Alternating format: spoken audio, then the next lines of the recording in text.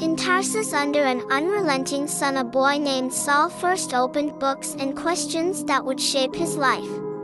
He became a brilliant scholar, trained in the halls of the law, fierce in study and precise in judgment. As a devoted Pharisee, he held the commandments like a shield, trusting law and lineage to define truth.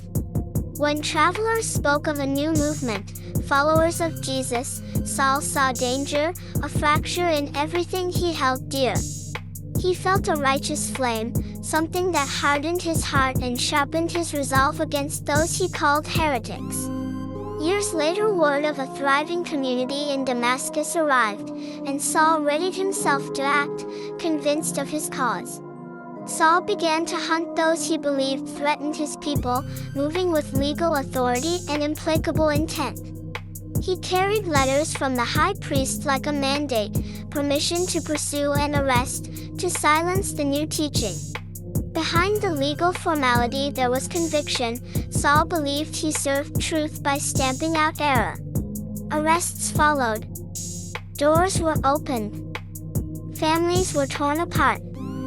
The city learned caution where faith once met freely. Still, the more he acted, the more certain he felt that he fought for a sacred order, not cruelty. So he set his course for Damascus, letters in hand, heart armored for confrontation and justice. The road unrolled beneath wheels and feet, every step bringing Saul closer to those he would judge and condemn. Conversations at the inn spoke of signs and gatherings, whispers that hardened into accusation in Saul's mind. Damascus rose on the far horizon like a new test, its walls promising either triumph or conflict. He approached with certainty, with a mandate, with plans already formed to extinguish what he saw as a threat. Then, without warning, the sky answered. A light more intense than the sun tore through the road and his mind. It struck him down. He fell, not from defeat but from an encounter that would remake everything he believed. He lay on the road trembling, eyes shielded from an impossible brightness, speech stolen by the encounter. "Saul, Saul, why do you persecute me?" the voice asked, clear, resonant, and undeniable. Saul answered, bewildered, "Who are you, Lord?" The reply came, "I am Jesus, whom you are persecuting."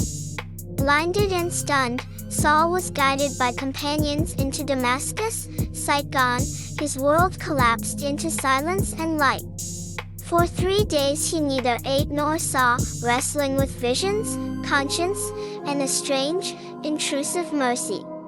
Ananias came at God's bidding, laying hands upon him, words of healing, a new name stirring in the air. Sight returned, and with it a transformed purpose. Saul would be known as Paul, a messenger forged by mercy. He no longer sought to silence the movement. He embraced a mission to carry its message beyond the known world. He traveled cities and islands, wrote letters that would outlast empires, and argued that grace can overturn the hardest heart. His life became paradox, a persecutor transformed into a prisoner for the very truth he once attacked.